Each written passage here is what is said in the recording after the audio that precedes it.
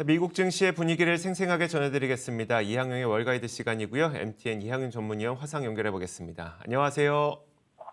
네, 안녕하세요. 이영입니다. 자, 지난 밤 사이 미국 시장을 보니까 소비가 여전히 살아있다는 것이 증명되면서 반등한 것 같더라고요. 어떻게 보셨어요? 네, 맞습니다. 컨퍼런스 보드의 소비자 신뢰 지수가 생각보다 크게 좋아졌고요. 또 하나는 역시 어저께 장 마감 이후 저희도 속보로 전해드렸는데요. 나이키가 진짜 큰 감방을 쐈습니다. 그러다 보니 저희 스포츠, 의류, 신발 이런 걸 포함한 소매 업종의 주가가 크게 반등했거든요. 그러면서 3대 지수가 모두 골고루 1.5% 정도까지 올라가면서 시장을 완전히 주도한 하루가 되겠습니다. 어제도 반등을 했지만 어저께는 이제 강보합 정도였다고 하면 분들이 진짜 반등이었다고 보여지겠고요. 11개 섹터 모두 올라갔습니다. 그래서 나이키 등이 속해 있는 인미 소비재, 기술, 에너지 등이 크게 상대적으로 시장을 리드했다라고 보셔야 되겠고요. 앞서 잠깐 말씀드렸다시피 소매 업종 중에서 특히 스포츠, 의류, 운동화 라인들의 주가가 급등했습니다. 나이키, 풋라커, 언더아머, 룰루레몬, 스케쳐스 이런 것들이 모두 많이 올라갔습니다. 금리는 10년물 금리가 일본은 이제 다시 0.5% 수준까지 완전히 발표한 이후에 수직적으로 올라간 상태인데요. 미국은 하루 급등한 이후 어제 오늘 새벽 마감한 미국 금리 채권 시장 약간의 소강 상태, 약보합점 조금 내려가는 모습이었고요. 미국 달러는 그러나 이틀째 조금 더 좀 반등을 시도하는 그런 모습을 보이고 있습니다. 전체적으로 보면 미국의 달러와 엔화 대비도 마찬가지 흐름이기 때문에 급하게 엔화가 강세가 약간은 주춤거리는 그 정도 모습이었고요. 엔화와 원화의 가치의 상대적 가격도 거의 비슷한 움직임을 보인 것처럼 마감됐습니다. 그리고 컨퍼런스 보드 수치 하나 확인해드리면 101.4였거든요. 지난달에. 이번에 108까지 올라갔고요. 전망은 101이었기 때문에 나름은 생각보다 훨씬 더 소비자들의 신뢰 지수가 투자 심리가 살아있다라고 일단 이해하시면 되겠습니다. 알겠습니다. 나이키는 사실 조금 더 얘기를 들어보고 싶은데 나이키가 어제 장 마감된 직후 대략 저희가 실적을 그러니까 한번 살펴봤었잖아요. 재고가 많이 줄어들었다. 그러면 이제 나이키의 네. 실적에 대해서 월가에서는 어떻게 판단하고 있을까요? 네, 맞습니다. 나이키는 결과적으로 보면 오늘 12%가 올라갔는데요. 어제 말씀드렸다시피 매출비가 기대보다 좋게 나왔고요. 이익도 좋게 나왔고요. 온라인 매출도 16%입니다. 재고가 이슈거리입니다. 재고는 분명히 작년 같은 기간보다는 43%가 늘어났는데요. 전분기보다는 줄어들었고요. 특히 이제 앞으로의 이제 4분기에 포함한 앞으로의 이제 그 실적에 대한 전망에서 당초 내년에 보면 우리 한 자리 숫대 중반, 후반 정도를 얘기했는데요. 이번에는 10%대 초반을 얘기하면서 한 자리 수랑 두 자리 숫자랑은 완전히 감이 다르잖아요. 그래서 아울렛, 전망까지 상회시켜준 것이 주가의 어떤 급반등 요인이었고요. 직접 질문하셨던 월가의 시각 자체 보면 월가에서는 최소 12군데가 목표 주가를 상회했습니다. 그래서 오늘 새벽까지 해서 실적에 대한 월가 평가는 물론 투자금이 맡긴 것도 없지만은요. 최소한 중립으로 얘기하고 있는 8%를 포함해서 모든 증권사가 목표 주가를 조금씩이라도 올려놨습니다. 근데 관련해서 여러 군데서 애널리스트 의견을 얘기하고 있는데 웰스파고는 나이키 이외에요. 카프리 홀딩스, 카프리 홀딩스는 아시다시피 베르사체라든가 지미추 같은 나름 이제 핫한 라인들을 갖고 있는 것들이죠. 약간 나이키랑 성격이 다르지만 카프리 홀딩스라든가 룰루레몬 이런 것들, 얼타 뷰티까지 이런 것들에 대한 전체적인 관심이 이들의 연말 쇼핑 시즌, 크리스마스의 어떤 쇼핑 시즌, 크리스마스 그리고 이제 12월 26일은 많은 분들 아시다시피 박싱데이이기 때문에 그런 이번 연말까지의 세일에 기대가 있다라는 시각이 많이 있다라고 참고하시면 되겠습니다. 네, 알겠습니다. 자, 그러다 보니까 뭐 나이키뿐만 아니라 다른 그 브랜드 업체들도 주가가 잘 오르는 모습을 보였는데 이 외에 다른 특징주는 어떤 게 있었을까요? 네, 몇 개 좀 더 보겠습니다. 앞서 잠시 큰 그림 보여드렸지만 언더바거 5.3%까지 반등하는 모습이었고요. 스케쳐스 이제 우리나라에서도 많이 이제 스케쳐스 워킹 슈즈 해갖고 많이들 컴포트 슈즈에서 많이 인기를 끌고 있는데요. 주가가 이번에 11월 바닥으로 많이 반등하고 있습니다.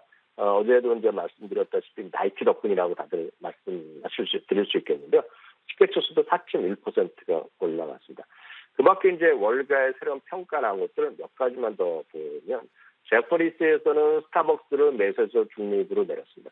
나쁘다기보다는 많이 올라갔기 때문에 리스크나 리워드 대비하는 이제 상승 여력은 제한적이다. 이런 얘기를 하고 있습니다. 월타 뷰티도 마찬가지로 똑같은 얘기를 하는 사람도 있다라고 보셔야 되겠고요. 어제 이제 페덱스도 실적이 났는데 실적이 좋지 않았거든요. 그럼에도 불구하고 적극적인 비용 절감에 대해서 시장은 호평을 했습니다. 그래서 주가는 3.4% 정도 반등을 했고요. 캐터필러 같은 경우는 2.8% 올라가면서 52주 최고가, 실제로 거의 2년 만에 최고가를 기록하면서 사상 최고가에 완전히 근접해 있다라고 보셔야 되겠습니다. 테슬라는 뭐 등락을 계속 시도했지만 안타깝게도 테슬라는 오늘도 소폭이 나나 하락세를 보이는 것이 오늘 시장의 특징이 되겠네요. 네, 알겠습니다. 자, 어제 이 시간을 통해서 이항영 위원께서는 이제 배당주가 시장을 얼마나 잘 이겼는지를 좀 보여주셨었는데 사실 배당주를 보다 보면요.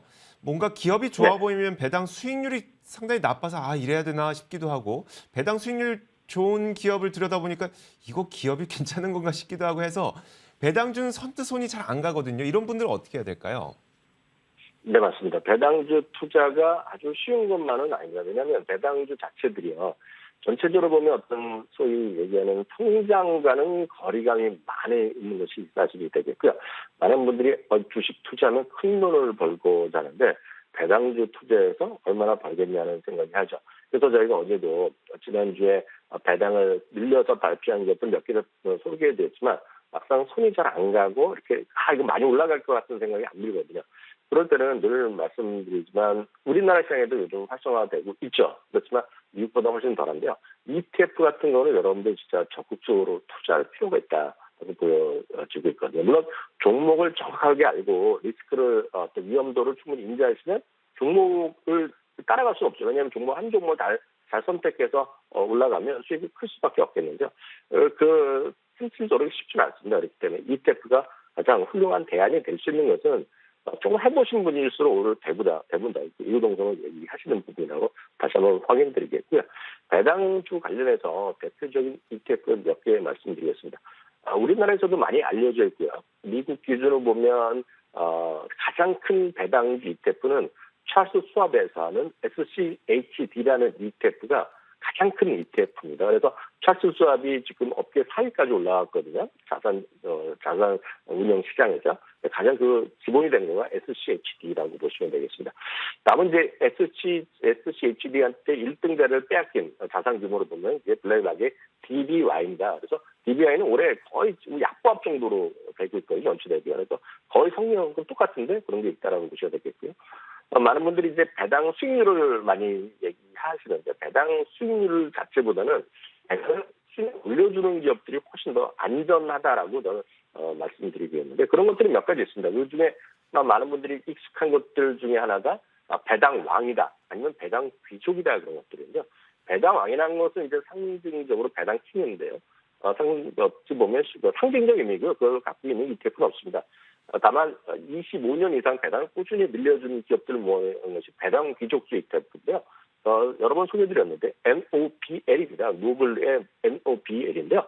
이런 것들이 우리 시청자분들이 가장 쉽게 접근할 수 있고 수익률도 괜찮은 거라고 좀 보고 있습니다. 올해 지금 하락한 것이 거의 없다라고 보셔야 되겠고요. 다음은 10년 이상 배당을 올려놓은 기업들이 있습니다. 그것은 이제 VIG가 되겠고요.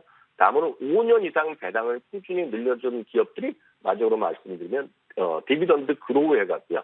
DGRO입니다.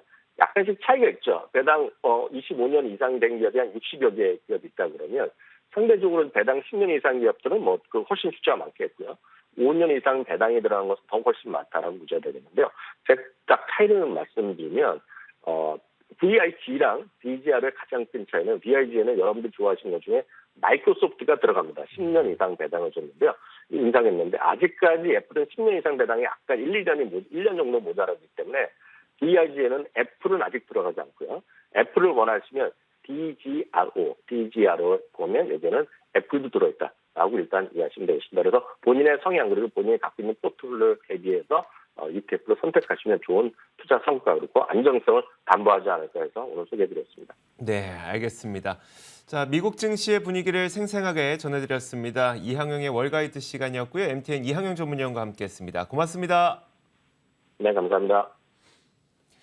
자, 굿모닝 글로벌 여기서 마치겠습니다. 이어지는 출발 성공 투자 통해서 국내 시장 대응 전략 잘 세우시길 바라겠습니다. 저희는 내일 같은 시간에 찾아오겠습니다. 함께해 주신 여러분 고맙습니다.